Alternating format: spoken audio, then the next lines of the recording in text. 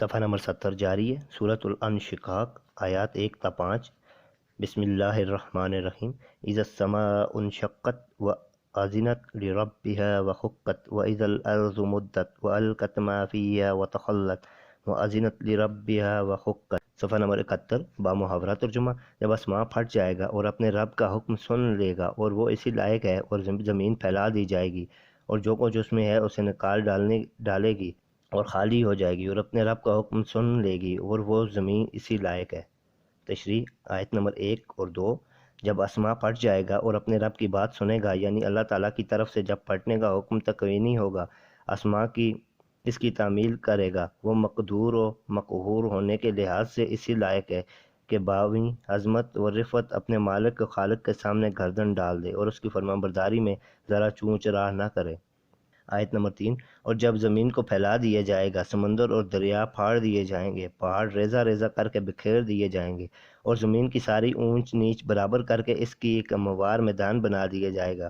حضور اکرم صلی اللہ علیہ وآلہ وسلم کا ارشاد ہے کہ ایک زمین کھینچ کر اس طرح بڑھا دی جائے گی کہ جس طرح ربڑ یا چمڑا کھینچ کر بڑھا دیا جاتا ہے۔ آیت نمبر 4۔ اور زمین اپنے اندر کی تمام چیزوں کو باہر اگل دے گی۔ زمین کے اندر خزائن اور دفائن اور معاون بھی ہے۔ ایک زلزلے کے ساتھ یہ تمام چیزیں اور ابتدائی دنیا سے مرنے والے انسانوں کے اجسام اور ذرات بھی ایک زلزلے کے ساتھ اپنے بطن سے باہر نکال دے گی۔ آیت نمبر 5۔ زمین اپنے رب کی بات سنے گی اور یہ اسی کی لائق ہے اور وہ اس کی تعمیل کرے۔ زمین کہاں سے پھٹے گی؟ اس کے متعلق حضور اکرم صلی اللہ علیہ وسلم کا ارشاد ہے، قیامت کے روز سب سے پہلے میری قبر شق ہوگی۔ صفحہ نمبر 72 آیات 6 تا 10۔ یا ایھا الانسان انک قادح الی ربک قدحا فملاقہ فاما من اوتی کتابہ بیمینہ فسوف یحاسب حسابا یسیرا وینقلب الی اہلہ مسرورا واما من اوتی کتابہ وراء ظہرہ۔ محاورہ ترجمہ۔ اے انسان، بے شک تو اپنے رب کی طرح پہنچنے میں خوف تکلیف اٹھانے والا ہے، پھر اس کو ملنا ہے، پھر جس کا اعمال نامہ اس کے سیدھے ہاتھ میں دیا گیا اسے ہلکا سا عذاب دیا جائے گا اور وہ اپنے لوگوں کی طرح خوش لوٹے گا، اور جس شخص کو اس کا اعمال نامہ اس کی پیٹھ پیچھے دیا جائے گا۔ تشریح آیت نمبر 6۔ اس آیت میں ارشاد ربانی ہے کہ اپنے رب تک پہنچنے سے پہلے ہر آدمی اپنی استعداد کے موافق مختلف قسم کی جدوجہد کرتا ہے۔ کوئی اس کی اطاعت میں محنت و مشقت اٹھاتا ہے اور کوئی بدی اور نافرمانی میں جان کھپاتا ہے، خیر کی جانب ہو یا شر کی۔ طرح طرح کی تکلیفیں سہ کر آخر اپنے پروردگار سے ملتا ہے اور اپنے اعمال کے نتائج سے دوچار ہوتا ہے۔ آیت نمبر 7۔ جس شخص کو اس کا اعمال نامہ اس کے دانے ہاتھ میں دیا جائے گا، وہ خوشی سے دوسروں کو دکھائے گا، یہ دیکھو میرا اعمال نامہ پڑھ لو۔ دائیں ہاتھ میں اعمال نامہ اسے ملے گا جس نے توحید، ایمان اور نیکی کا راستہ اختیار کیا ہو اور سیدھی فطرت پر ترقی کرتا چلا گیا۔ آیت نمبر 8۔ جس شخص کو اس کا اعمال نامہ دائیں ہاتھ میں دیا جائے گا اس سے ہلکا سا حساب لیا جائے گا۔ ہلکا حساب یہ ہے کہ بات بات پر گرفت نہ ہوگی، محض کاغذات پیش ہو جائیں گے اور بدون بحث و مناقشہ کے سستے چھوٹ جائیں گے۔ حضور اکرم صلی اللہ علیہ وآلہ وسلم کا ارشاد ہے کہ جس سے حساب میں مناقشہ کیا گیا وہ ہلاک ہو گیا۔ صفحہ نمبر 73 آیت نمبر 9۔ جس شخص کے دائیں ہاتھ میں اعمال نامہ مل گیا وہ اپنے لوگوں کی طرف خوش خوش لوٹے گا، اور اپنے لوگوں سے مراد وہ اہل و عیال، رشتہ دار اور ساتھی ہیں جو اسی طرح معاف کیے گئے ہوں، وہ جنت میں چلا جائے گا۔ دائیں ہاتھ میں اعمال نامہ ملنے کا مطلب یہ ہے کہ اس کو جنت کا ویزا مل گیا۔ آیت نمبر 10۔ اور جس شخص کو اس کا اعمال نامہ پیٹھ کے پیچھے دیا جائے گا، یعنی جس کا اعمال نامہ اس کے بائیں ہاتھ میں دیا جائے گا، فرشتے سامنے سے اس کی صورت دیکھنا پسند نہ کریں گے، اس لیے اعمال نامہ پیٹھ کے پیچھے سے دیا جائے گا، اور ممکن ہے کہ پیچھے کو مشقیں بندی ہوں، اس لیے اعمال نامہ پیٹھ کی طرف سے دیا جائے گا۔ آیات 11 تا 15۔ فَسَوْفَ يَدْعُو ثُبُورًا وَيُصْلَىٰ سَعِيرًا إِنَّهُ كَانَ فِي أَهْلِهِ مَسْرُورًا إِنَّهُ ظَنَّ أَن لَّن يَحُورَ بَلَىٰ إِنَّ رَبَّهُ كَانَ بِهِ بَصِيرًا۔ بمحاورہ ترجمہ۔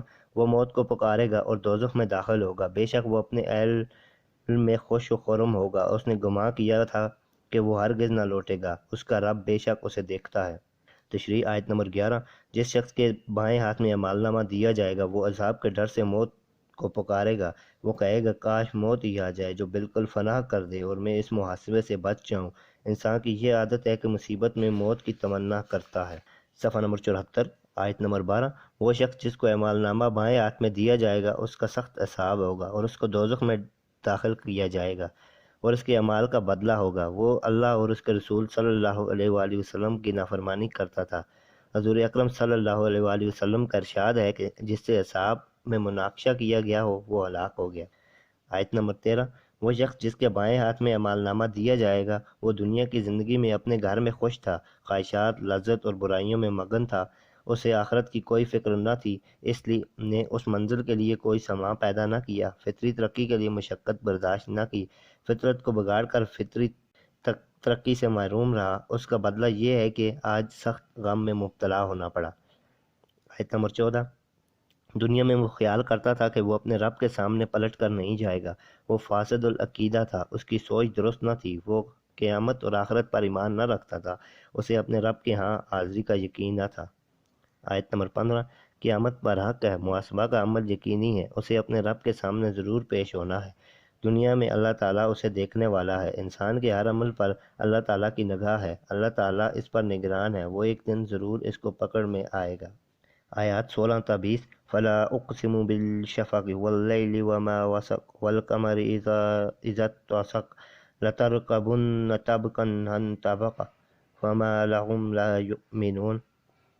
بمحاورہ ترجمہ سو میں قسم کھاتا ہوں شام کی سرخی کی اور رات کی جو اس میں سمٹ آتی ہے اور چاند کی جب وہ مکمل ہو جائے، تم کو درجہ بدرجہ ضرور چڑھنا ہے، سو انہیں کیا ہو گیا ہے کہ وہ ایمان نہیں لائے۔ صفحہ نمبر 75 تشریح آیت نمبر 16 اس آیت میں اللہ تعالیٰ فرماتا ہے کہ شام کی شفق کی قسم کھاتا ہوں۔ شفق کا اطلاق سرخی اور سفیدی دونوں چیزوں پر ہوتا ہے۔ جب سورج غروب ہوتا ہے تو اس کے تھوڑی دیر تک آسمان پر سرخی نمایاں رہتی ہے، اس کے مزید کچھ دیر تک سفیدی رہتی ہے اور پھر تاریکی چھا جاتی ہے۔ گویا شفق سے مراد وہ سرخی اور سفیدی ہے جو غروب آفتاب کے بعد کچھ عرصہ تک رہتی ہے۔ آیت نمبر 17 شفق کا وقت گزرتا ہے تو رات کی تاریکی چھا جاتی ہے، اس لیے اللہ تعالیٰ نے شفق کے بعد رات کی قسم کھائی ہے۔ جب تمام آدمی اور جانور جو دن کی تلاش میں معاش کے لیے مکانوں سے نکل کر ادھر ادھر منتشر ہوتے ہیں، رات کو وقت سب طرف سے کٹ کر اپنے ٹھکانوں پر جمع ہو جاتے ہیں، اسی طرح انسان کا تعلق دنیا سے کٹ جائے گا اور برزخ کے ساتھ قائم ہو جائے گا۔ آیت نمبر 18 اس آیت میں اللہ تعالیٰ نے چاند کی قسم کھائی ہے اور جب وہ پورا ہو جائے 14ویں تاریخ کو وہ چاند مکمل ہو جاتا ہے اور بدر کہلاتا ہے۔ مرنے والے انسان کی مثال یہی ہے، جس طرح چاند پورا ہو جاتا ہے اسی طرح انسان بھی سب منازل طے کر کے حشر میں پہنچ جاتا ہے اور اس کا محاسبہ شروع ہو جاتا ہے۔ آیت نمبر 19 ارشاد ہے کہ تم ایک سیڑھی سے دوسری سیڑھی پر چڑھو گے، ایک حالت سے دوسری حالت میں تبدیل ہوگے۔ جس طرح اس دنیا کی زندگی میں مختلف ادوار سے گزرنا پڑتا ہے، اسی طرح مرنے کے بعد کو کئی منازل طے کرنا ہوں گے، یعنی موت کے بعد عالم برزخ، پھر قیامت، اور قیامت میں خدا جانے کتنے احوال و مراتب درجہ بدرجہ طے کرنے ہیں۔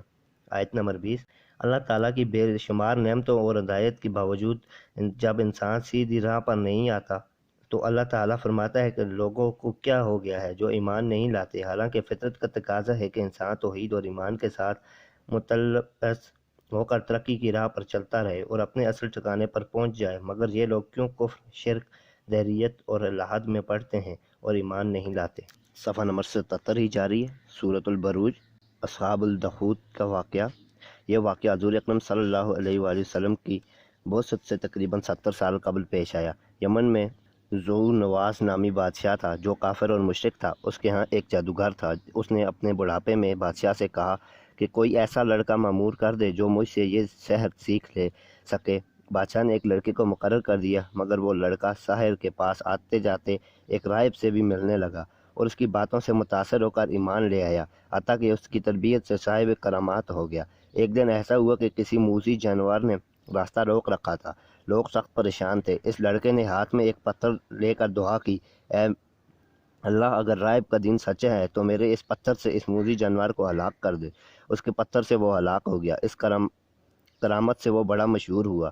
اس دوران ایک اندھا اس کے پاس آیا اور کہا میری آنکھیں اچھی کر دو۔ لڑکے نے کہا اچھا کرنے والا واحد لا شریک ہے، اگر تم ایمان لے آؤ تو میں تمہارے حق میں دعا کروں گا۔ وہ اندھا ایمان لے آیا، لڑکے نے دعا کی اور وہ نابینا ٹھیک ہو گیا۔ اس طریقہ سے لڑکے نے تبلیغ شروع کر دی۔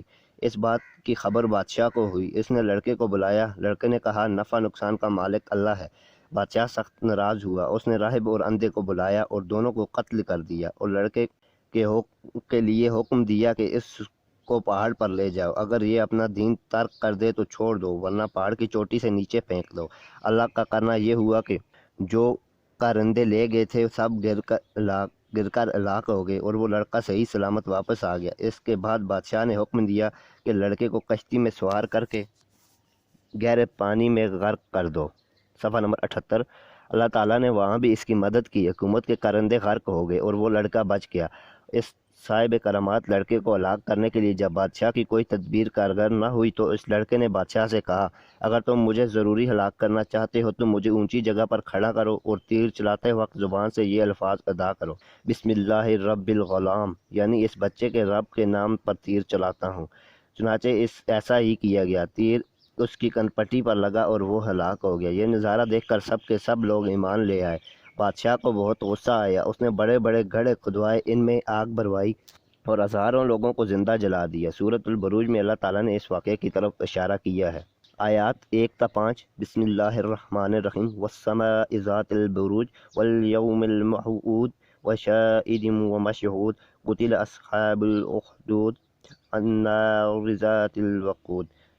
بمحاورہ ترجمہ: قسم ہے بروج والے آسماں کی اور اس دن کی جس کا وعدہ کیا گیا ہے اور اس دن کا جو حاضر ہوتا ہے اور جہاں حاضر ہوتے ہیں، وہ مارے گئے خندق والے جس میں خوب بھڑکنے والی آگ ہے۔ تشریح آیت نمبر 1۔ اس آیت میں اللہ تعالیٰ فرماتا ہے کہ قسم ہے برجوں والے آسماں کی، یہ سب ظالم ہلاک ہو گئے، یہ ساری ظلم و زیادتی ان کے سامنے ہو رہی تھی اور اس کے چشمدید گواہ ہیں۔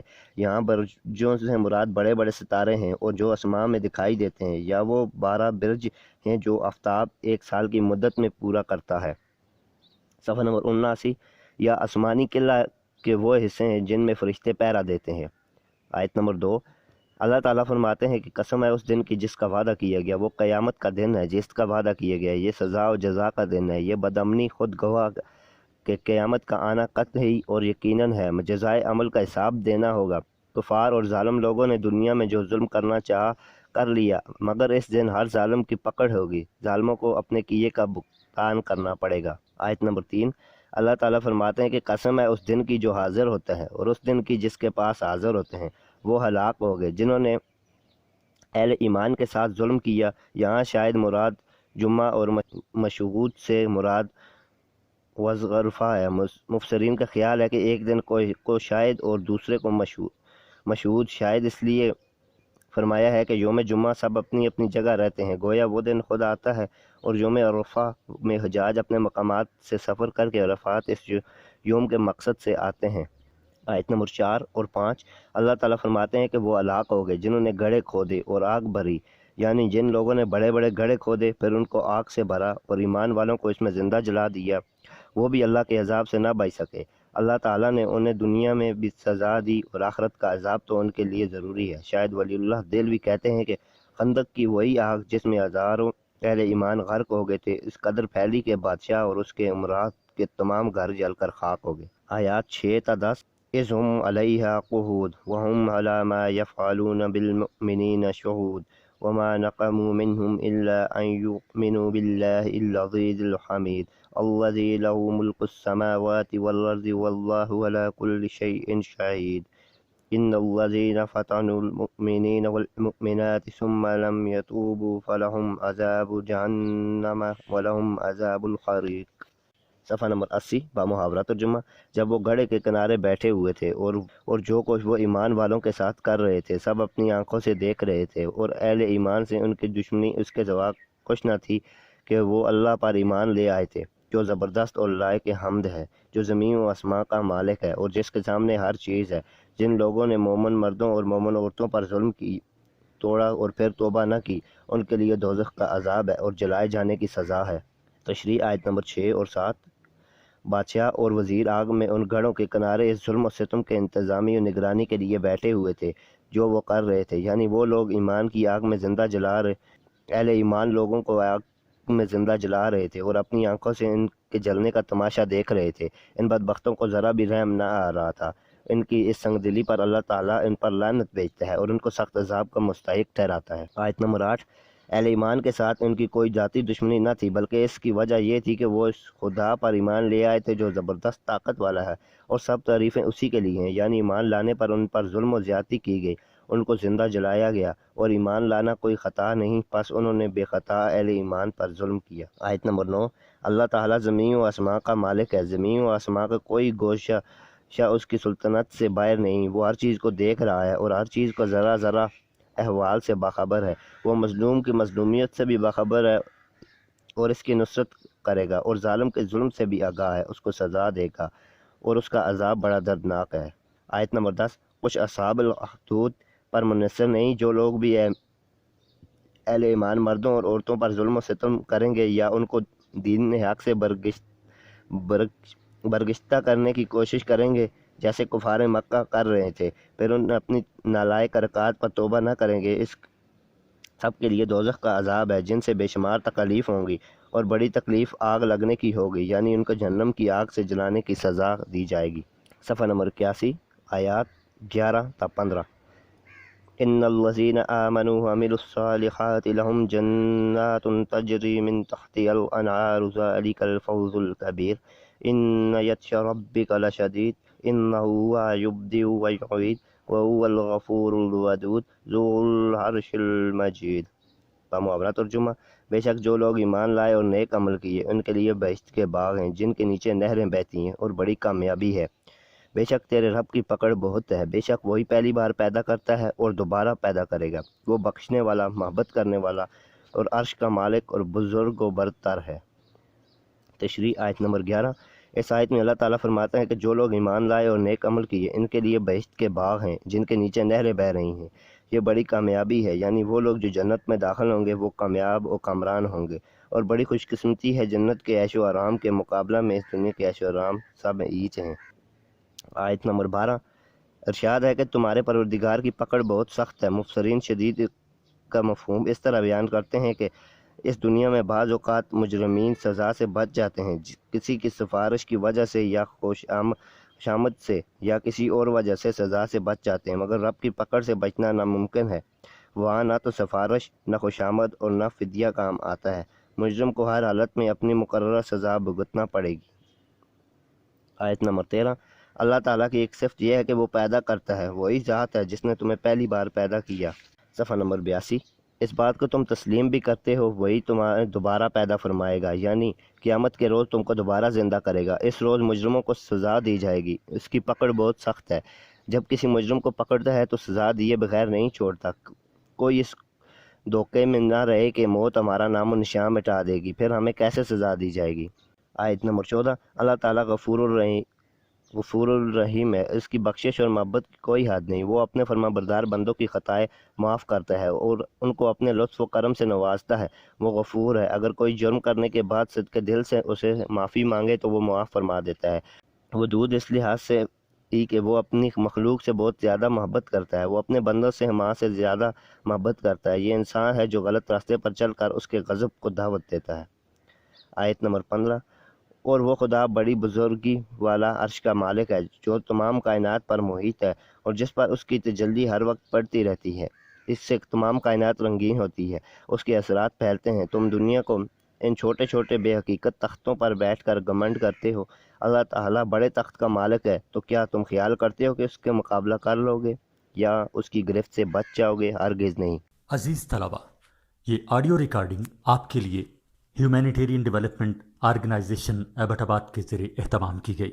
ہیومینیٹیرین ڈیولپمنٹ آرگنائزیشن ایبٹ آباد 2011 سے اپنی مدد آپ کے تحت صحت، تعلیم اور معاشی خود مختاری کے شعبوں میں بہتری کے لیے کوشاں ہے۔ ادارہ نے نہ صرف خیبر پختونخوا بلکہ ملک بھر کے نابینا طلباء کی تعلیمی مشکلات اور رکاوٹوں کو دور کرنے کے لیے FA تا ماسٹرز لیول کی نصابی کتب اور کورسز، جن میں علامہ اقبال اوپن یونیورسٹی کے کورسز بھی شامل ہیں، کو آڈیو ریکارڈنگ میں منتقل کرنے کا اہتمام کیا ہے تاکہ نابینا طلباء اعلیٰ تعلیم تک رسائی حاصل کر کے ملک و قوم کی ترقی اور خوشحالی میں اپنا بھرپور کردار ادا کر سکیں۔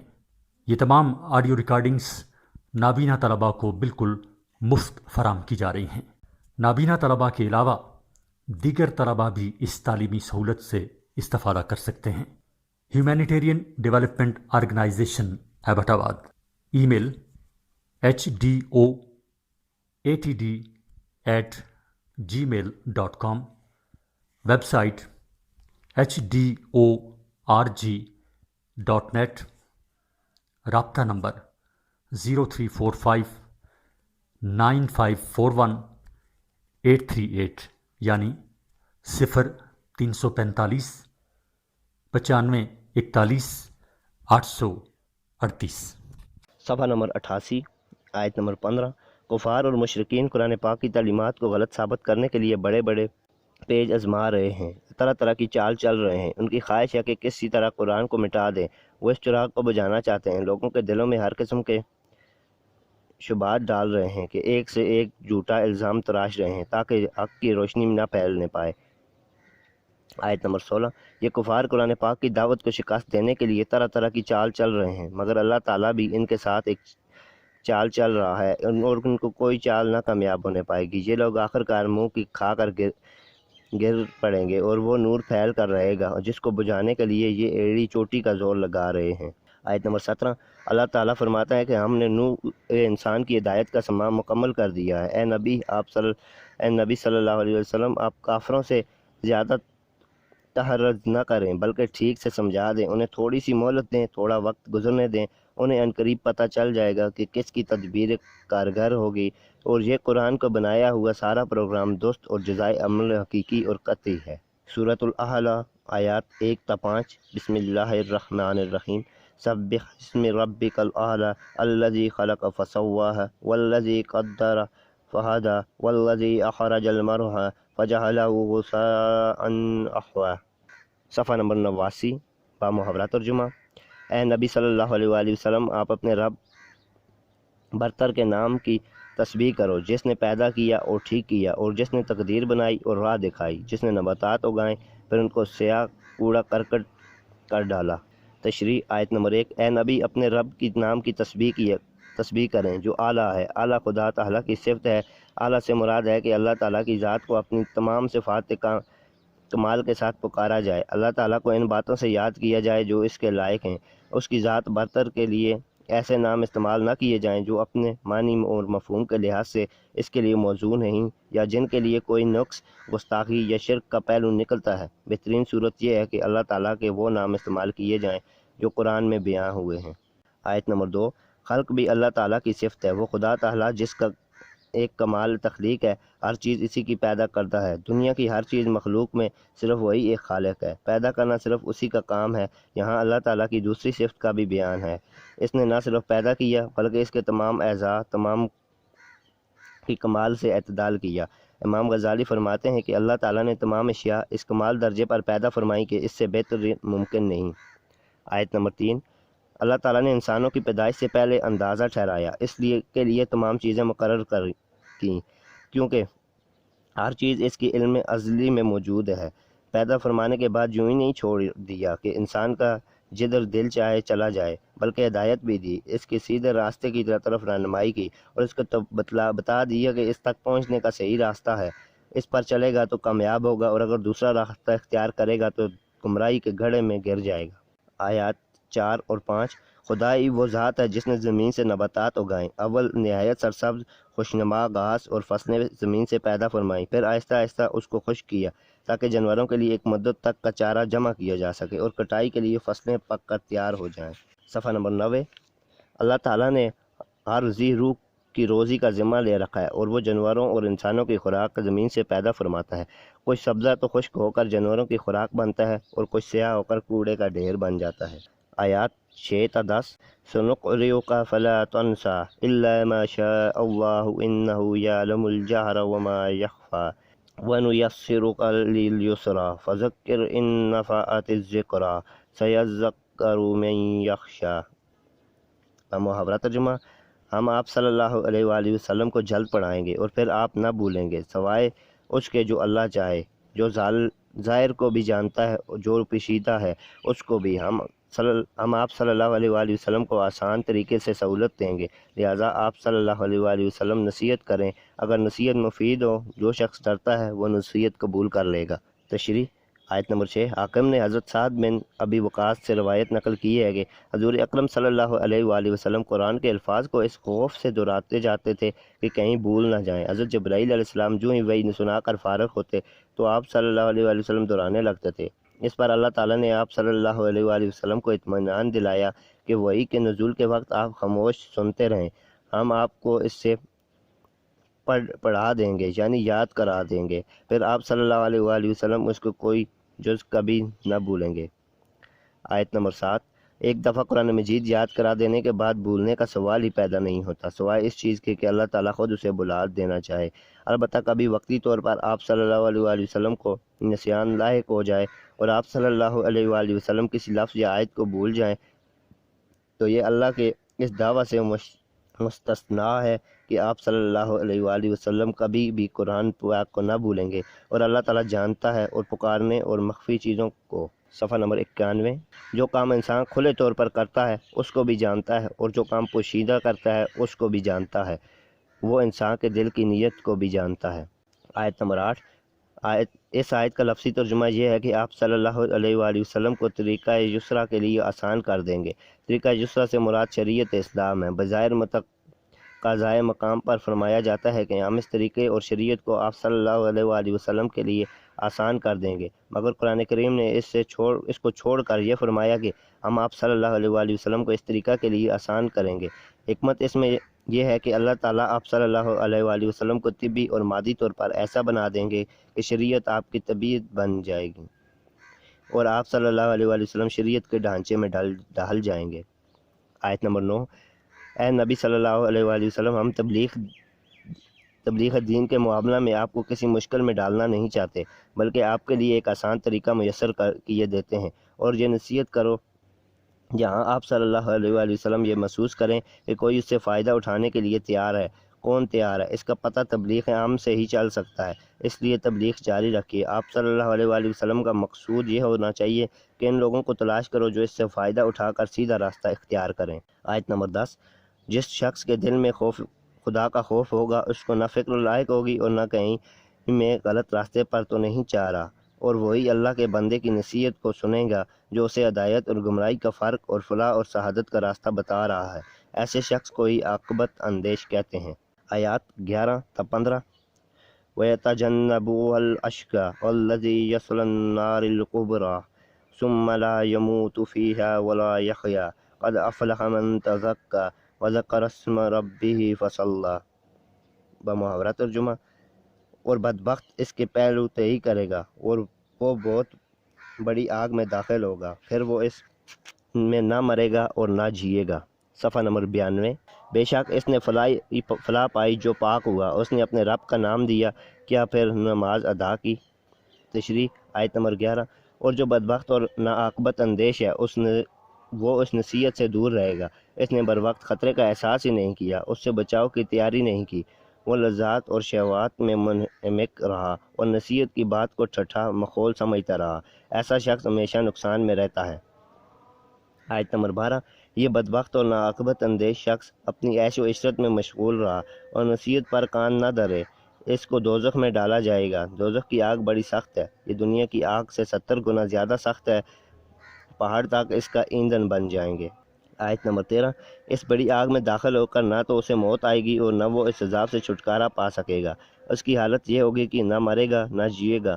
امام ابن عریر فرماتے ہیں کہ دوزخی کی جان گلے تک آئے گی مگر نکلے گی نہیں، اس طرح نہ اس کی موت ہوگی اور نہ وہ زندہ ہوگا۔ دوزخ کی زندگی اس کے لیے مصائب و آلام کی کٹھن منزل ہوگی۔ آیت نمبر 14۔ پاکیزگی سے مراد کفر و شرک چھوڑ کر ایمان لانا ہے، برے اخلاق چھوڑ کر اچھے اخلاق اختیار کرنا اور برے اعمال چھوڑ کر نیک عمل کرنا۔ فلاح سے مراد دینوی خوشحالی نہیں بلکہ حقیقی کامیابی ہے۔ دنیا کی خوشحالی میسر ہو یا نہ ہو، آخرت کامیاب ہو جائے۔ جس نے پاکیزگی حاصل کی، نصیحت پر عمل کیا، اس نے اپنے آپ کو سنوار لیا، وہ فلاح پا گیا۔ آیت نمبر 15۔ اور اللہ تعالیٰ کو یاد کرتا ہے، یاد سے مراد دل میں اللہ تعالیٰ کو یاد کرنا ہے اور زبان سے بھی اس کا ذکر کرنا ہے۔ وہ صرف یاد ہی نہیں کرتا بلکہ نماز پابندی کے ساتھ خشوع و خضوع کے ساتھ وقت پر ادا کرتا ہے۔ اس طرح اس نے ثابت کر دیا کہ جس خدا کو وہ خدا مان رہا ہے اس کی اطاعت کے لیے عملاً تیار ہے، وہ اس کو ہمیشہ یاد کرتے رہنے کا اہتمام کر رہا ہے۔ صفحہ نمبر 93، آیات 16 تا 19۔ بل تؤثرون الحیات الدنیا والآخرۃ خیر وابقی ان ھذا لفی الصحف الاولی صحف ابراہیم و موسیٰ۔ بامحاورہ ترجمہ، مگر تم دنیا کی زندگی کو ترجیح دیتے ہو حالانکہ آخرت بہتر ہے اور باقی رہنے والی شے ہے۔ یہی بات پہلے آنے والے صحیفوں میں کہی گئی ہے، ابراہیم علیہ السلام اور موسیٰ علیہ السلام کے صحیفوں میں۔ تشریح، آیت نمبر 16، تم دنیا کی زندگی کو آخرت پر ترجیح دیتے ہو، تم لوگوں کی ساری فکر بس دنیا اور اس کی راحت و آسائش اور اس کے فائدوں اور لذتوں کے لیے ہے۔ یہاں جو کچھ حاصل ہو جائے تم سمجھتے ہو کہ وہی اصل ہے، جو تمہیں حاصل ہو گیا اور جس چیز سے محروم رہتے کا خیال ہے وہی اصل نقصان ہے جو تمہیں پہنچا ہے، تمہیں آخرت کی کوئی فکر نہیں۔ آیت نمبر 17، حقیقت یہ ہے کہ آخرت کی زندگی بہتر اور دیر پا ہے، اس کے مقابلہ میں دنیا کی زندگی کی کوئی حیثیت نہیں، یہ تو عارضی ہے۔ ایک بہتر اور باقی رہنے والی چیز کو فانی دنیا کی خاطر چھوڑنا حد درجے کی حمایت اور بیوقوفی ہے۔ آخرت دنیا کے مقابلہ میں دو صیتوں سے بہتر ہے، ایک یہ کہ اس کی راحتیں اور لذتیں دنیا کی تمام نعمتوں سے بڑھ کر ہیں، دوسرے یہ دنیا فانی ہے اور آخرت باقی۔ آیت نمبر 18 اور 19، ان آیات میں اللہ تعالیٰ فرماتا ہے کہ تمہیں جو پروگرام نصیحت اور احوال بتائے گئے ہیں یہ پہلے آسمانی صحیفوں میں بھی مذکور ہیں، وہی صحیفے جو حضرت ابراہیم علیہ السلام اور حضرت موسیٰ علیہ السلام پر نازل ہوئے۔ روح لمحانی میں عبدل بن حمید کی روایت سے حدیث مرفوع مذکور ہے کہ حضرت ابراہیم علیہ السلام پر 10 صحیفے نازل ہوئے۔ حضور اکرم صلی اللہ علیہ وآلہ وسلم ملت ابراہیمی کو ہی پیش کرنے والے تھے، آپ صلی اللہ علیہ وآلہ وسلم کوئی نیا دین لے کر نہیں آئے۔ صفحہ نمبر 94، سورۃ الغاشیہ، آیات 1 تا 5۔ بسم اللہ الرحمن الرحیم۔ هل آتاک حدیث الغاشیہ وجوہ یومئذ خاشعہ عاملۃ ناصبہ تصلی نارا حامیہ تسقی من عین آنیہ۔ بامحاورہ ترجمہ، کیا تمہارے پاس ڈانپنے والی قیامت کی خبر پہنچی؟ کتنے ہی اشخاص اس دنیا میں ذلیل عاجز ہوں گے، محنت کرنے والے تھکے ہوئے اور دیکھتی آگ میں گریں گے اور کھولتے ہوئے چشمے کا پانی ملے گا۔ تشریح، آیت نمبر 1، ارشاد ربانی ہے کہ کیا تمہارے پاس قیامت کی خبر پہنچی ہے، یعنی وہ آفت جو سارے جہاں کو ڈھانپ لے گی، جس کا اثر سارے عالم پر محیط ہوگا، اس مقام پر یہ ملحوظ رہے گا کہ یہاں بحیثیت مجموعی پورے عالم آخرت کا ذکر ہو رہا ہے، جو نظام عالم کے دھرم برہم ہونے سے شروع ہو کر تمام انسانوں کی دوبارہ اٹھنے اور اللہ تعالیٰ کی عدالت سے جزا و سزا پانے تک کی تمام مراحل پر حاوی ہے۔ آیت نمبر 2، اس روز یعنی قیامت کے دن بہت سے چہرے ذلیل ہوں گے، ان کی آوازیں پست ہوں گی، کسی کی آواز بھی بلند نہ ہو سکے گی۔ خاشعتاً کے معنی ہے دب جانا، پست ہو جانا، اور چہرہ کا لفظ یہاں اشخاص کے معنی میں استعمال ہوا ہے۔ صفحہ نمبر 95، آیت نمبر 3، وہ چہرے محنت کرنے والے اور تھکے ہوئے ہوں گے۔ نصب کے معنی تھک جانا ہے، جیسے کام کاج کر کے آدمی تھک جاتا ہے۔ کتنے لوگ اس دنیا میں محنتیں کرتے تھک جاتے ہیں، مگر ان کی محنت طریقہ حق پر نہ ہونے کی وجہ سے سب اکارت جاتی ہے، اور وہاں یہاں کی تکلیف اٹھائیں گے اور وہاں کی مصیبت میں رہیں گے۔ شاہ ولی اللہ کہتے ہیں کہ کافر لوگ جو دنیا میں بڑی بڑی ریاضت کرتے ہیں اللہ کے ہاں قبول نہیں ہوتی۔ آیات 4 اور 5، ان تھکے مانند یعنی گناہ گار لوگوں کو بھڑکنے والی آگ میں داخل کیا جائے گا، دوزخ کی گرمی ان کے باطن میں سخت تشنگی پیدا کر دے گی، وہ بے اختیار پیاس پکاریں گے، شاید پانی پینے سے تشنگی دور ہو، تو انہیں پینے کے لیے کھولتا ہوا پانی دیا جائے گا، جس کو پیتے ہی ہونٹ کباب ہو جائیں گے اور آنتیں ٹکڑے ٹکڑے ہو جائیں گی، پھر فوراً درست ہو جائیں گی اور اسی طرح ہمیشہ عذاب میں گرفتار رہیں گے۔ عزیز طلباء، یہ آڈیو ریکارڈنگ آپ کے لیے ہیومینیٹیرین ڈیولپمنٹ آرگنائزیشنز ایبٹ آباد کے زیر اہتمام کی گئی ہیں۔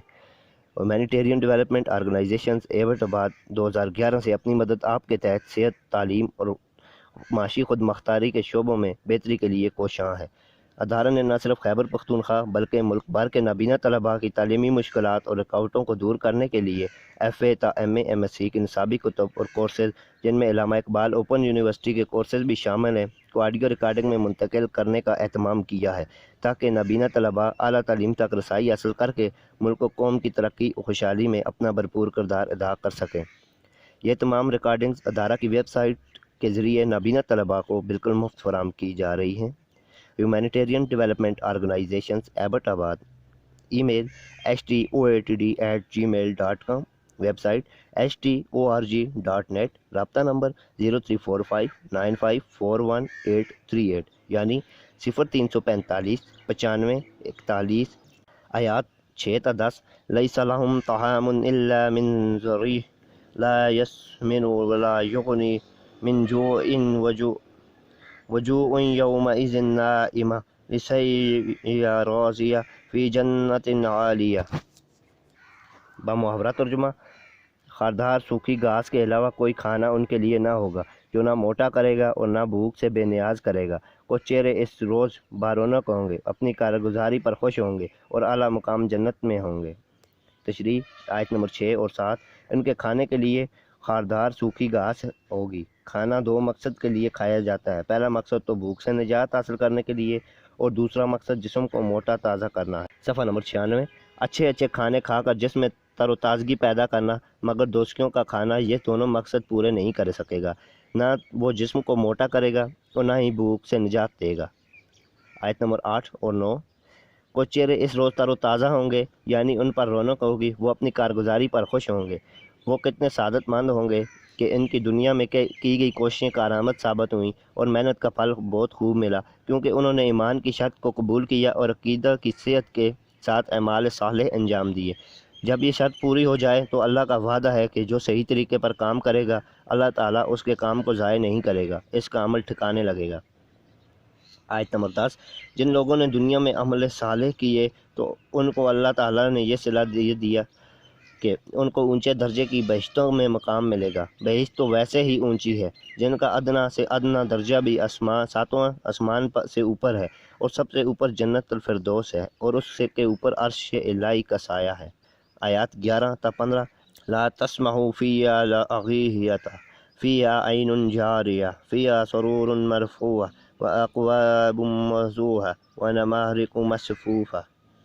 بمحاورہ ترجمہ: کوئی بےہودہ بکواس وہاں نہ سنیں گے۔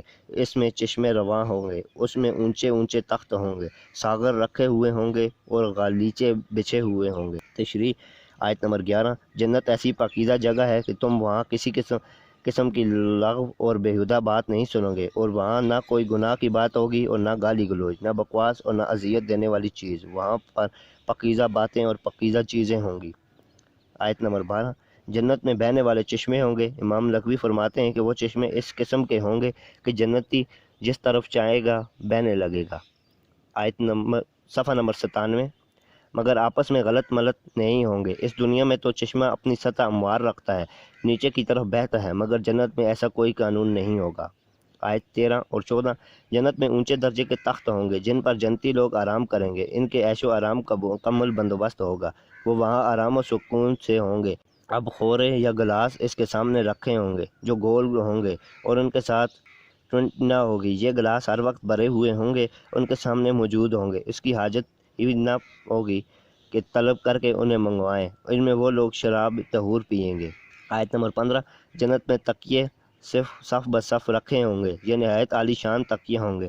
جنتی جہاں جی چاہے گا بیٹھ سکیں گے، ایسے آرام دہ تکیے ہوں گے، ہر جگہ موجود ہوں گے، کہیں اٹھا کر لے جانے کی ضرورت نہیں ہوگی۔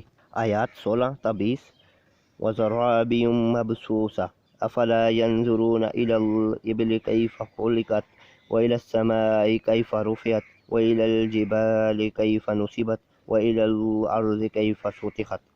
بمحاورہ ترجمہ: نفیس فرش بچھے ہوئے ہیں، کیا وہ اونٹوں کو نہیں دیکھتے کہ کیسے پیدا کیے گئے، آسماں کو نہیں دیکھتے کہ کیسے اٹھایا گیا، اور پہاڑوں کی طرف نہیں دیکھتے کہ کیسے جمائے گئے، اور زمین کی طرف نہیں دیکھتے کہ کیسے بچھائی گئی۔ تشریح آیت نمبر 16۔ جنت میں عمدہ قسم کے قالین ہوں گے، جگہ جگہ پھیلے ہوں گے، جس جگہ کوئی آرام کرنا چاہے وہیں پر قالین موجود ہوں گے، اٹھا کر دوسری جگہ لے جانے کی ضرورت نہیں ہوگی۔ صفحہ نمبر 98۔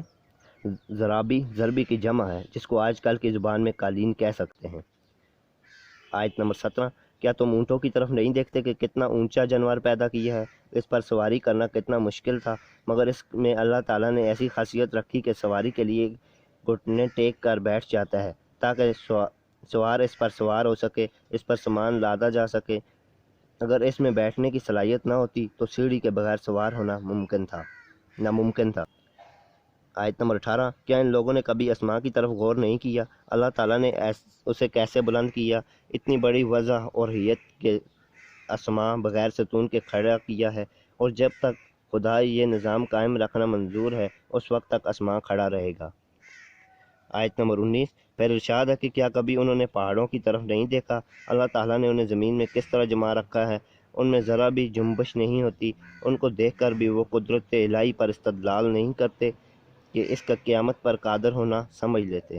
آیت نمبر 20، یہ لوگ زمین ہی کو دیکھ لیں کہ اللہ نے اس کو کس طرح بچھایا ہے۔ انسان کی تمام تر ضروریات زمین سے پیدا ہوتی ہیں، خوراک، لباس، مکان، سڑکیں، راستے، ان پر چلنا پھرنا سب زمین سے متعلق ہے۔ وہ زمین ویسے گول کروی شکل کی ہے، مگر جسم بڑا ہونے کی وجہ سے کرویت محسوس نہیں ہوتی بلکہ ہموار سطح محسوس ہوتی ہے۔ آیات 21 تا 26، فذکر انما انت مذکر لست علیہم بمسیطر الا من تولی وکفر فیعذبہ اللہ العذاب الاکبر ان الینا ایابہم ثم ان علینا حسابہم۔ بمحاورہ ترجمہ، آپ صلی اللہ علیہ وآلہ وسلم کا کام سمجھانا ہے، آپ سمجھائے جائیں، آپ صلی اللہ علیہ وسلم ان پر داروغہ نہیں۔ صفحہ نمبر 99، البتہ جو شخص منہ موڑے گا اور انکار کرے گا تو اللہ اس کو بھاری سزا دے گا۔ ان لوگوں کو ہماری طرف پلٹنا ہے، پھر ان کا حساب لینا ہمارے ذمہ ہے۔ تشریح، آیت نمبر 21 اور 22، ارشاد ربانی ہے کہ اے نبی صلی اللہ علیہ وآلہ وسلم، آپ ان لوگوں کو نصیحت کریں کیونکہ آپ صلی اللہ علیہ وآلہ وسلم نصیحت کرنے والے ہیں۔ اگر معقول دلیل سے کوئی شخص بات نہیں مانتا تو نہ مانے۔ آپ صلی اللہ علیہ وآلہ وسلم ان کافروں پر داروغہ تو نہیں ہیں کہ نہ ماننے والوں سے زبردستی منواؤ۔ آپ صلی اللہ علیہ وآلہ وسلم کا کام تو اللہ تعالیٰ کا پیغام پہنچا دینا ہے، لوگوں کو صحیح اور غلط کا فرق بتا دو، اور اگر غلط راہ پر چلنے کا انجام سے خبردار کر دو۔ آیت نمبر 23 اور 24، جو لوگ حق سے منہ موڑیں گے اور کفر کا راستہ اختیار کریں گے اللہ ان کو سخت سزا دے گا، اور بڑی سزا کیا ہے، وہ دوزخ کی بڑی آگ میں داخل ہوں گے، ایسی آگ جو اس دنیا میں آگ سے 70 گنا زیادہ تیز ہوگی۔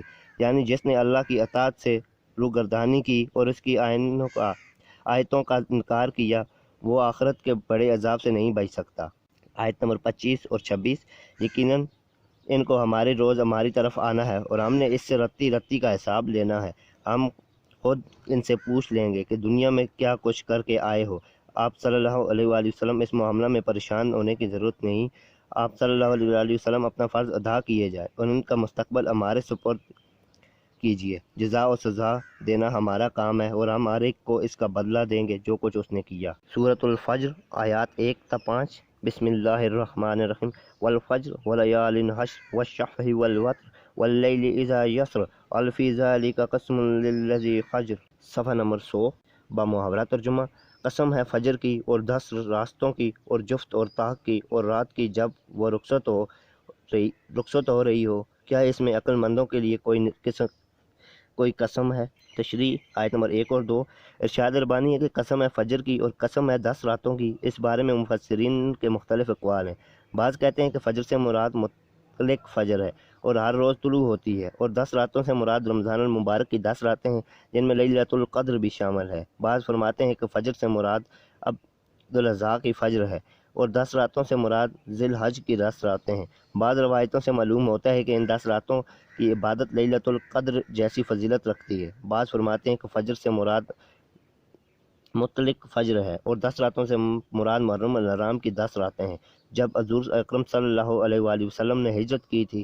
یہ ہجرت مبارکہ دنیا میں بہت بڑے انقلاب کا پیش خیمہ تھا۔ آیت نمبر 3 اور 4، پھر جفت اور طاق کی قسم کھائی۔ بعض فرماتے ہیں کہ جفت سے مراد ذی الحج کی 10 دن ہیں اور طاق سے مراد 10ویں تاریخ کے علاوہ پہلے 9 کا عدد طاق ہے، اور جب 10ویں تاریخ آ گئی تو جفت ہو گیا۔ اور قسم ہے رات کی جب وہ رات میں چلنے۔ حضرت شاہ صاحب لکھتے ہیں کہ جفت اور طاق راتیں رمضان کی آخری عشرہ میں ہیں، اور جب رات کو چلے یعنی جب حضور اکرم صلی اللہ علیہ وآلہ وسلم رات کے وقت معراج کے لیے تشریف لے گئے، یہ سب اوقات متبرک تھے، اس لیے ان کی قسم کھائی۔ آیت نمبر 5، ان تمام چیزوں کی قسم کھا کر جو چیزیں پیش کی جا رہی ہیں وہ قیامت، سزا و جزا کے دن کی متعلق ہیں۔ عقل مند ان چیزوں کو سامنے رکھ کر سوچ سکتے ہیں اور کسی نتیجہ پر پہنچ سکتے ہیں کہ متکبرین اور منکرین کو ضرور سزا دی جائے گی۔ کیا اس حق بات پر شہادت دینے کے لیے کسی اور قسم کی ضرورت باقی رہ جاتی ہے؟ کیا صاحب عقل کے لیے یہ قسم کافی نہیں کہ تاکید کلام کے لیے ان کی خاص عظمت و وقاحت پائی جاتی ہے؟ سوال نمبر 101 آیات 6 تا 10 الم تر کیف فعل ربک بعاد ارم ذات العماد التي لم يخلق مثلها في البلاد وثمود الذين جابوا الصخر بالواد وفرعون ذی الاوتاد۔ بامحاورہ ترجمہ، کیا تم نے نہیں دیکھا کہ تمہارے رب نے کیا معاملہ کیا اونچوں ستونوں والے ادھارم کے ساتھ جن کی مانند کوئی قوم دنیا میں پیدا نہیں کی گئی، اور سمود کے ساتھ جنہوں نے وادی میں سخت پتھر تراشے، اور میخوں والے فرعون کے ساتھ۔ تشریح آیت نمبر 6۔ اس آیت میں اللہ تعالیٰ فرماتا ہے کہ تو نے غور نہیں کیا کہ تیرے رب نے قوم ہاتھ کے ساتھ کیا سلوک کیا، یعنی ان کو ان کی نافرمانیوں کی کیسی عبرتناک سزا دی۔ قرآن مجید اور تاریخ عرب میں قوم ہاتھ کو اولا کا نام دیا گیا ہے۔ اس قوم کی طرف حضرت ہود کو بھیجا گیا تھا۔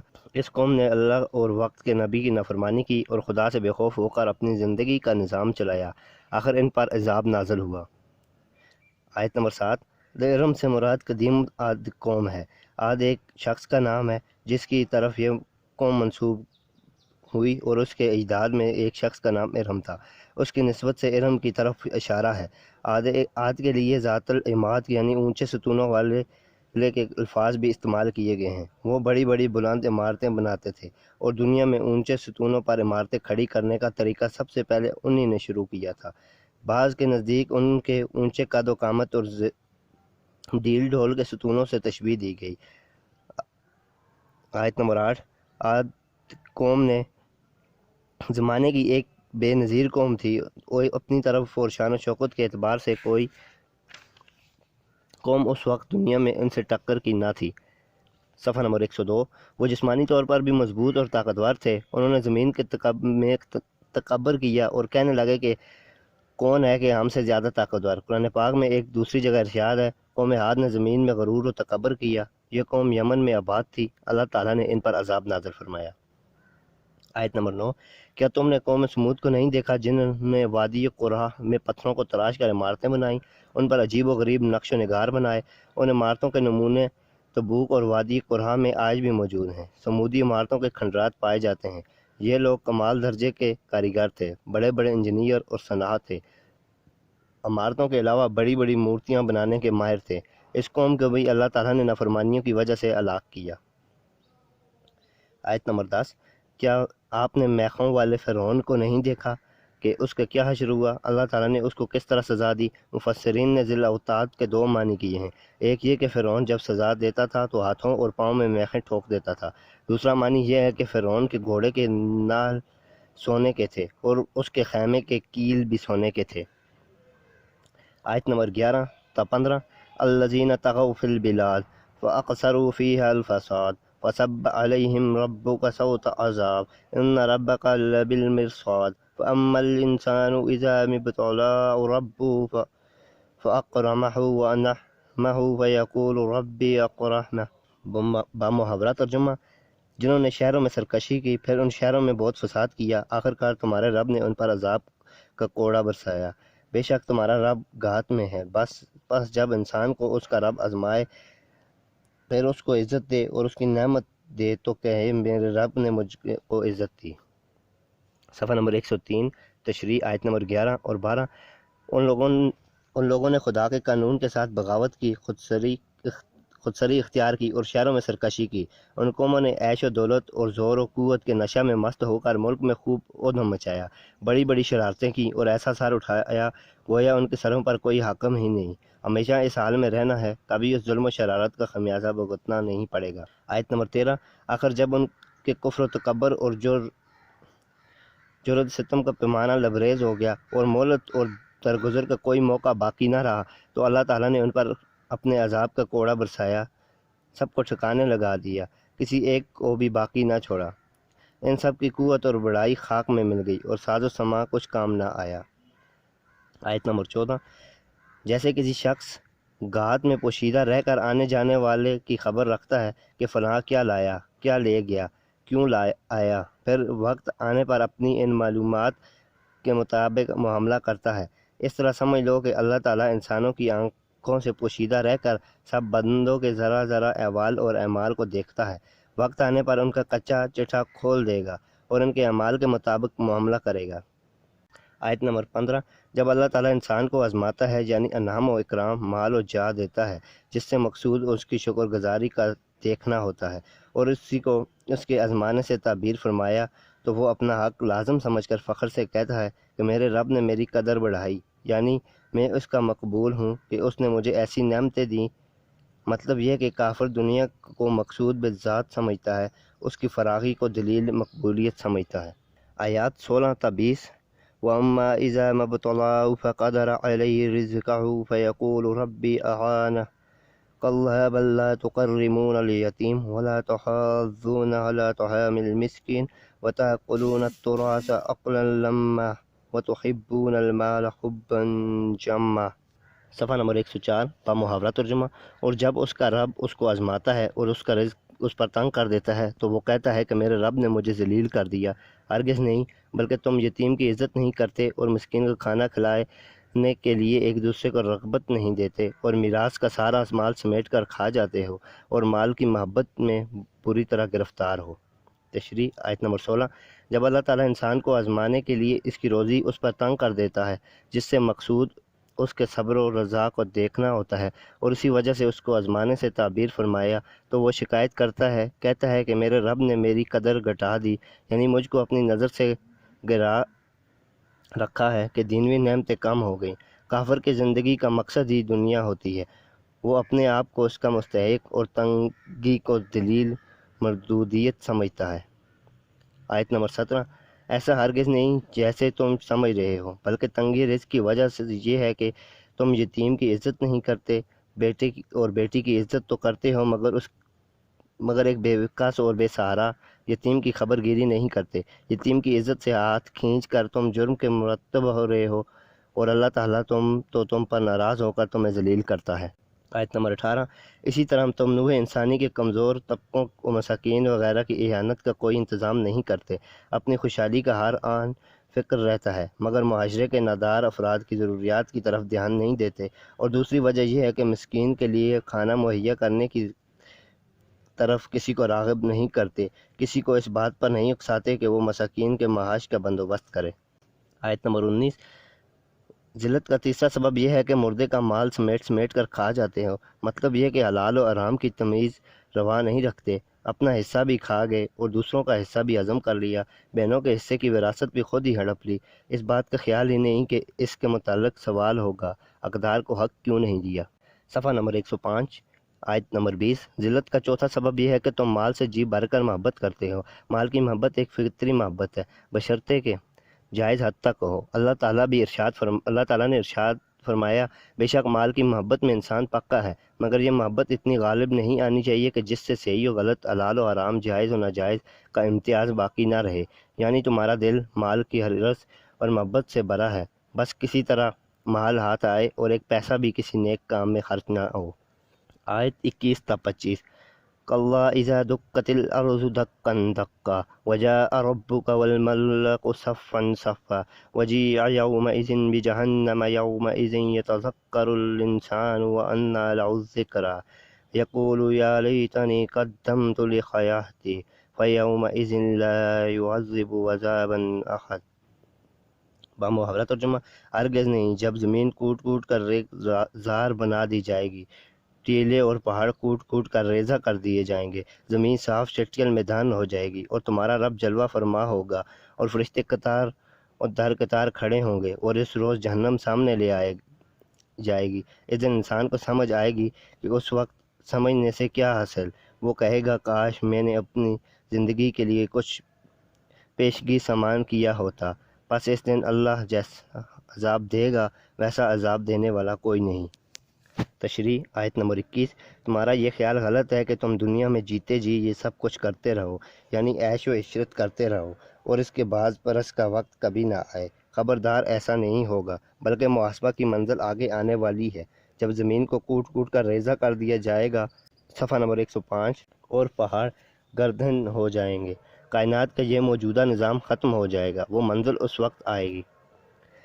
آیت نمبر 22، اور اللہ تعالیٰ اپنی قہری تجلی کے ساتھ جلوہ افروز ہوگا، یعنی اس وقت اللہ تعالیٰ کے اقتدار اور اس کی سلطانی اور قہاری کے آثار اس طرح ظاہر ہوں گے جیسے دنیا میں کسی بادشاہ کے نفیس دربار میں آنے سے روب طاری ہوتا ہے۔ فرشتے قطاریں باندھے کھڑے ہوں گے، نہایت عاجزی کے ساتھ صف بستہ ہوں گے، سب سے آگے اللہ کے مقرب فرشتے یعنی عاملین عرش ہوں گے۔ آیت نمبر 23، اس دن جہنم کو میدان کے قریب کر دیا جائے گا، فرشتے محشر والوں کے سامنے لائے جائیں گے، جسے دیکھ کر لوگ دہشت زدہ ہو جائیں گے۔ اس دن انسان یاد کرے گا، ہائے میں نے قرآن پاک کا پروگرام سنا ہی نہیں تھا، میں اللہ کی محبت سکھانے والوں کے قریب تک نہ گیا، میں نے اللہ کے نبیوں کی بات بھی ٹھکرا دی۔ اس دن اس کو نصیحت یاد آئے گی اور اپنے کیے پر افسوس کرے گا، مگر آج اسے نصیحت کہاں فائدہ دے گی، نصیحت پکڑنے کا وقت ضائع کر چکا ہے، آج اس کا کف افسوس کرنا کسی کام نہ آئے گا۔ آیت نمبر 24، اس دن نیکوکار بھی افسوس کریں گے، کاش کچھ نیک اور نیکی کر لیتے جو آج اس زندگی میں کام آتی، یوں ہی خالی ہاتھ چلا آیا، کاش اسناد کا کوئی ذخیرہ آگے روا نہ کر دیتا جو یہاں کے لیے نوشہ بنتا۔ بدکار سخت افسوس کریں گے کہ انہوں نے زندگی تباہ کر لی، وہ کہیں گے کہ اللہ تعالیٰ نے ہمیں زندگی دی، مہلت دی، مگر ہم نے کچھ نہ کیا، ساری عمر ضائع کی۔ اس دن انسان کہے گا، کاش میں نے اس زندگی کے لیے کچھ آگے بھیجا ہوتا، کوئی اچھا کام کیا ہوتا جو آج کام آتا۔ آیت نمبر 25، اللہ تعالیٰ اس دن مجرموں کو ایسی سخت سزا دے گا کہ دوسرے کی طرف سے اس طرح کی سختی کا تصور بھی نہیں کیا جا سکتا۔ حضرت شاہ عبدالعزیز لکھتے ہیں کہ اس روز نہ مارے گا نہ کوئی اس کا مارنا، نہ آگ نہ دوزخ کے موکل، نہ سانپ نہ بچھو جو دوزخ میں ہوں گے، کیونکہ ان کا مارنا اور دکھ دینا عذاب جسمانی ہے، حق تعالیٰ کا عذاب روحانی ہوگا، یعنی اللہ کی سزا انسان کی سمجھ میں نہیں آ سکتی۔ صفحہ نمبر 107، آیات 26 تا 30، وَلَا يُوثِقُ وَثَاقَهُ أَحَدٌ يَا أَيَّتُهَا النَّفْسُ الْمُطْمَئِنَّةُ ارْجِعِي إِلَىٰ رَبِّكِ رَاضِيَةً مَرْضِيَّةً فَادْخُلِي فِي عِبَادِي وَادْخُلِي فِي جَنَّتِي۔ بامحاورہ ترجمہ، اور اللہ جیسا باندھے گا ویسا باندھنے والا کوئی نہیں۔ اے نفس مطمئن، چل اپنے رب کی طرف اس حال میں کہ تو اس سے راضی اور تو اس سے راضی، پھر شامل ہو جا میرے نیک بندوں میں اور داخل ہو جا میری جنت میں۔ تشریح، آیت نمبر 26، اور اللہ جیسا باندھے گا ویسا باندھنے والا کوئی نہیں، یعنی اللہ تعالیٰ کی گرفت بہت سخت ہوگی، دوزخ کے پیادے ہر چیز کو دوزخیوں کے گلے میں توق ڈالیں گے اور زنجیروں سے جکڑیں گے اور دوزخ کے دروازے بند کر کے اوپر سے سرپوش رکھ دیں گے، لیکن ان کے عقل اور خیالوں کو بند نہ کر سکیں گے۔ اللہ تعالیٰ کی دی ہوئی سزا ان کی عقل اور خیال کو ادھر ادھر جانے سے روک دے گی اور ہمہ دکھ درد کی طرف متوجہ رکھے گی۔ آیت نمبر 27، نفس مطمئن سے مراد وہ انسان ہے جس نے پورے اطمینان اور سکون کے ساتھ اللہ تعالیٰ کو وحدہ لا شریک مانا، دین حق کو اپنا دین قرار دیا اور اللہ اور اس کے رسول صلی اللہ علیہ وآلہ وسلم کی اطاعت کی، جس چیز سے بھی اللہ کے دین نے منع کیا اس سے یقین کے ساتھ رک گیا، اللہ کی راہ میں جو مشکلات پیش آئیں صبر و سکون سے برداشت کیں، اور وہ اس بات پر مطمئن تھا کہ دین حق کی پیروی نے اس کو گندگیوں سے محفوظ رکھا۔ صفحہ نمبر 107 ہی جاری ہے۔ آیت نمبر 28، ایسے لوگوں کو کہا جائے گا کہ اپنے رب کی طرف لوٹ جاؤ، اس حالت میں کہ تم خود بھی خوش ہو گے کہ اللہ تعالیٰ نے تمہیں انعام و اکرام سے نوازا ہے اور خدا کی جانب سے بھی تمہیں خوش کیا جائے گا۔ صفحہ نمبر 108، یعنی اللہ تعالیٰ تم سے راضی ہو گیا اور تم اللہ سے راضی ہو گئے، اس لیے کہ وہ لوگ دنیا میں اللہ کے حکم پر راضی برضا تھے، اللہ نے انعام دے کر ان کو راضی کر لیا اور خود بھی راضی ہوا۔ آیت نمبر 29، اللہ تعالیٰ کی خوشنودی حاصل ہونے کے بعد انہیں دوسرا انعام یہ دیا جائے گا کہ اللہ تعالیٰ انہیں اپنے خاص بندوں کی جماعت میں شامل فرما لیں گے۔ حکم یہ ہوگا کہ میرے بندوں میں داخل ہو جاؤ۔ مفسرین فرماتے ہیں کہ یہ خطاب اب عالم و آخرت کا ہے، اللہ تعالیٰ کامیاب ہونے والوں کو اپنی خاص جماعت میں شمولیت کا حکم دیں گے، موت کے وقت بھی یہی کہا جائے گا، قیامت کے روز بھی یہی کہا جائے گا، اور اللہ کی عدالت میں پیشی کے وقت بھی یہی کہا جائے گا۔ آیت نمبر 30، نیک بندوں کو اللہ تعالیٰ کی طرف سے یہ آخری انعام یہ دیا جائے گا کہ حکم ہوگا، اے میرے بندے میری جنت میں داخل ہو جا، کہ رحمت کا مقام یہی ہے، اللہ تعالیٰ نے اپنی طرف سے منسوب کر کے میری جنت فرمایا، اور جو بڑا اعزاز و اکرام ہے وہ اس میں اشارہ پایا جاتا ہے کہ جنت میں صرف یہی نہیں کہ ہر طرح کی راحتیں جمع ہیں اور دائمی ہیں، بلکہ سب سے بڑی بات یہ ہے کہ وہ اللہ تعالیٰ کی رضا کا مقام ہے۔ سورۃ البدر، آیات 1 تا 5، بسم اللہ الرحمن الرحیم لا اقسم بهذا البلد وانت حل بهذا البلد ووالد وما ولد لقد خلقنا الانسان في كبد ایحسب ان لن يقدر علیہ احد۔ صفحہ نمبر 109 با محاورہ ترجمہ۔ میں اس شہر کی قسم کھاتا ہوں اور اس شہر میں تجھ پر قید نہیں رہے گی، اور قسم کھاتا ہوں باپ کی اور اولاد کی، تحقیق ہم نے انسان کو مشقت میں پیدا کیا ہے، کیا وہ گمان کرتا ہے کہ اس پر ہرگز کسی کا بس نہ چلے گا؟ تشریح آیت نمبر 1۔ اللہ تعالیٰ مکہ معظمہ کی قسم کھاتا ہے۔ قرآن پاک میں اس کا کئی مقامات پر ذکر آیا ہے۔ اس کی بڑی اہمیت ہے کیونکہ اس میں بیت اللہ شریف واقع ہے۔ اللہ تعالیٰ نے اس کو مرکز ہدایت و رحمت والا شہر قرار دیا ہے اور اس کے خاص احکام ہیں۔ سورۃ 3 میں آتا ہے یہ امن والا شہر ہے۔ ایک دوسرے مقام پر آتا ہے کہ اس شہر میں اللہ کا گھر ہے، جو اس میں داخل ہوگا اس کو امن نصیب ہوگا۔ آیت نمبر 2۔ اگرچہ یہ شہر جرم ہے، یہاں لڑائی کی ممانعت ہے۔ اس شہر میں جنگل کے جانوروں تک کو مارنا اور درختوں کو کاٹنا اہل عرب کے نزدیک حرام ہے، اور ہر ایک کو یہاں امن و میسر نہیں، مگر ایک وقت ایسا آئے گا کہ جب کچھ دیر کے لیے یہاں جنگ کرنا اور دشمنان دین کو قتل کرنا آپ صلی اللہ علیہ وآلہ وسلم کے لیے حلال ہو جائے گا، یعنی فتح مکہ کے روز آپ کے لیے قتال جائز کر دیا گیا تھا، احکام حرم باقی نہیں رہے گا، اور بعض سنگین مجرموں کو کعبہ کی دیواروں کے پاس قتل کیا گیا تھا۔ آیت نمبر 3۔ اللہ تعالیٰ حضرت آدم علیہ السلام اور اولاد آدم کی قسم کھا کر ارشاد فرماتا ہے کہ آدم اور اولاد آدم اس بات پر گواہ ہے کہ انسان کی پیدائش کتنی مشقت طلب ہے، بچے کا جننا ایک عورت کے لیے کتنا مشکل کام ہے، بعض اوقات اس میں جان بھی چلی جاتی ہے۔ قرآن میں آتا ہے کہ ماں عمل کے دوران بھی مشقت اٹھاتی ہے اور جنتے وقت بھی تکلیف برداشت کرتی ہے۔ آیت نمبر 4۔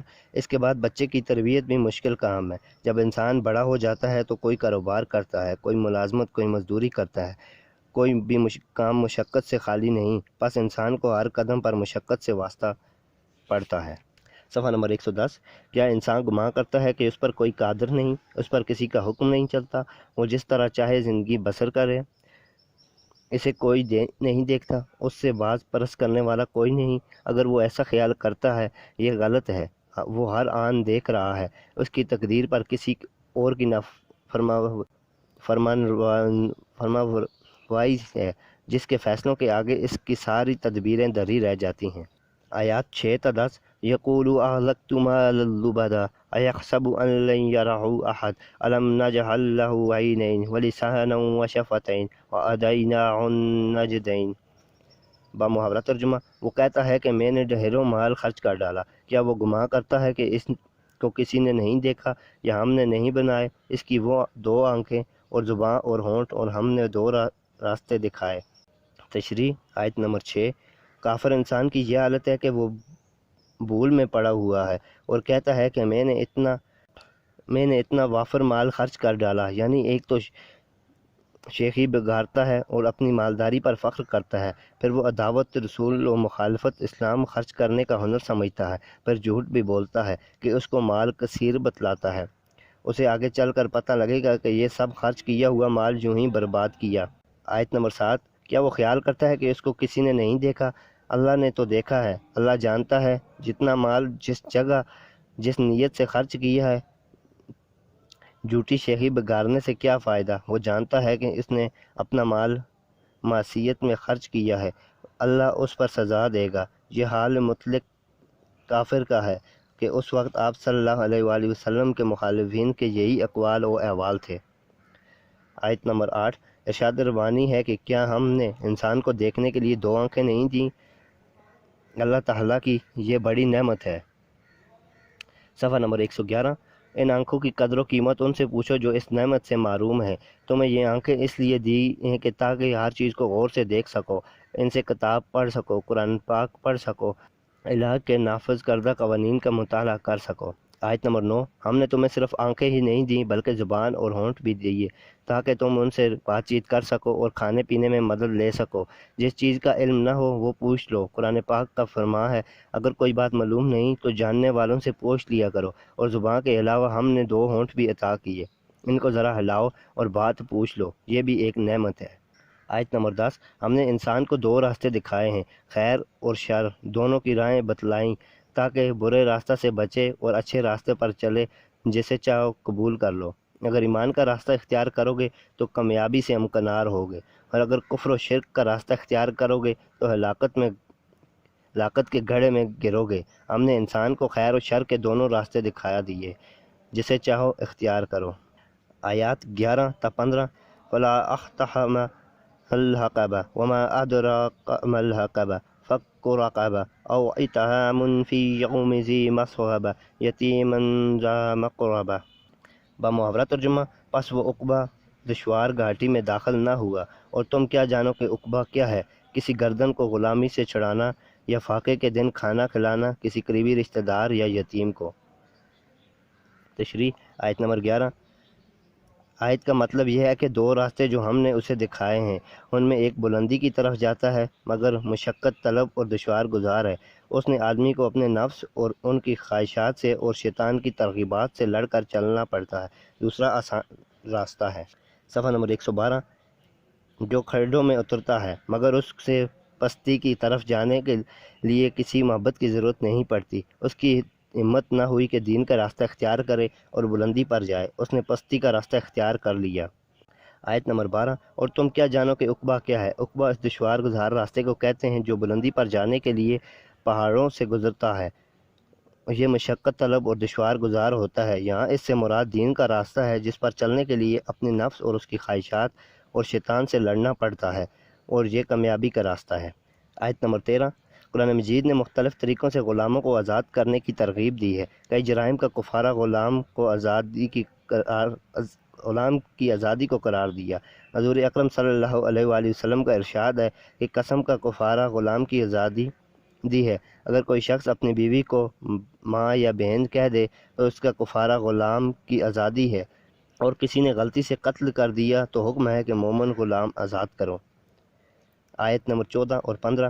اگر گردن آزاد نہ کر سکو تو اجتماعی کام کی طرف توجہ، یعنی کسی فاقے کے دن کسی قریبی رشتہ دار یا یتیم یا کسی ایسے بے کس محتاج کو کھانا کھلا دو جسے غربت و افلاس کی شدت نے خاک میں ملا دیا ہو اور جس کی دستگیری کرنے والا کوئی نہ ہو۔ یہ بھی اونچی گھاٹی پر چڑھنے کے مترادف ہے۔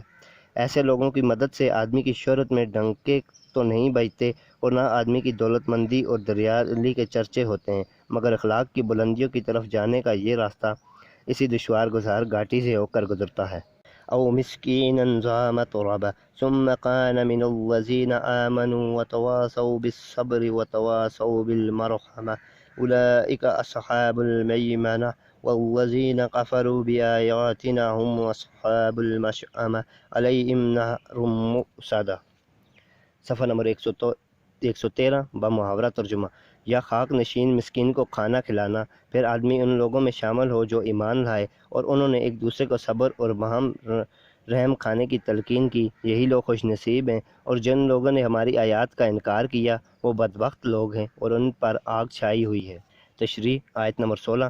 وہ ان لوگوں کو کھانا کھلاتے ہیں جو فقر و فاقہ اور تنگ دستی سے خاک میں مل رہے ہیں، ان کی مدد کرنے والا کوئی نہیں ہے۔ یہی ایسے مواقع ہیں جن پر مال خرچ کرنا اللہ کی خوشنودی حاصل کرنا ہے۔ شادی غمی کی فضول رسموں اور خدا کی نافرمانیوں میں روپیہ برباد کر کے آخرت کا وہ بال سر لینا غلط ہے۔ آیت نمبر 17۔ گردنوں کی آزادی اور محتاجوں اور مسکینوں کو کھانا کھلانا اونچی گھاٹی پر چڑھنا ہے، مگر اس کے ساتھ ایمان کا ہونا شرط اولا ہے۔ سب اعمال کے مقبول ہونے کی شرط اول ایمان ہے۔ اگر ایمان نہیں تو سب کی کرائے عقارت ہے۔ ایمان کے بغیر اجتماعی کام کسی کام نہیں آئے گا۔ رفاع عامہ کے کام تو غیر مسلم بھی کرتے ہیں۔ ایمان کے بغیر اللہ تعالیٰ کا قرب حاصل نہ ہوگا۔ اونچی گھاٹی یعنی نیکی کا راستہ پر چڑھنے والے ایمانداروں کی یہ صفت بھی ہے کہ وہ باہم صبر اور رحم کی وصیت کرتے ہیں۔ اللہ کے راستے میں مصیبت آئے تو صبر کرنا، دین کی بات پر صبر کرنا، خدا کی نعمتوں کا شکر ادا کرنا، مخلوق پر شفقت اور رحم کرنا ان کا شیوا ہوتا ہے۔ حضور اکرم صلی اللہ علیہ وآلہ وسلم کا فرمان ہے کہ تم زمین والوں پر رحم کرو، آسمان والا تم پر رحم کرے گا۔ جو انسانوں پر رحم نہیں کرتا اللہ تعالیٰ اس پر رحم نہیں کرتا۔ آیت نمبر 18۔ جو لوگ اہل ایمان ہوں گے باہم صبر اور رحم کی ترغیب کریں گے، یہ لوگ بڑے خوش نصیب اور ممنون و مبارک ہیں جن کو عرش عظیم کے دائیں جانب جگہ ملے گی اور ان کا اعمال نامہ دائیں ہاتھ میں دیا جائے گا۔ وہ خوش ہوں گے اور دوسروں کو دکھائیں گے۔ آیت نمبر 19، اور جو لوگ ہماری آیتوں کا انکار کرتے ہیں وہ بدبخت ہیں، انہیں حقیقی سکون حاصل نہیں ہو سکتا، انہیں بدنصیب منحوس شامت زدوں کو اعمال نامہ بائیں ہاتھ میں دیا جائے گا اور ان کو عرش کی بائیں طرف کھڑا کیا جائے گا۔ صفحہ نمبر 114۔ یہ لوگ افسوس ملیں گے کہ ہم نے آگے کچھ نہ بھیجا جو آج کام آتا۔ آیت نمبر 20، ان بدنصیبوں کو دوزخ میں ڈالا جائے گا جس کے دروازے بند ہوں گے، وہ اس میں جلتے رہیں گے، ان کے فرار کی کوئی راہ نہ ہوگی، وہ ہمیشہ ہمیشہ وہیں رہیں گے۔ یہ وہی لوگ ہیں جو کفر و شرک میں مبتلا تھے، اللہ کی آیات کا انکار کرتے تھے اور صبر و رحم کے مادے سے بے بہرہ تھے۔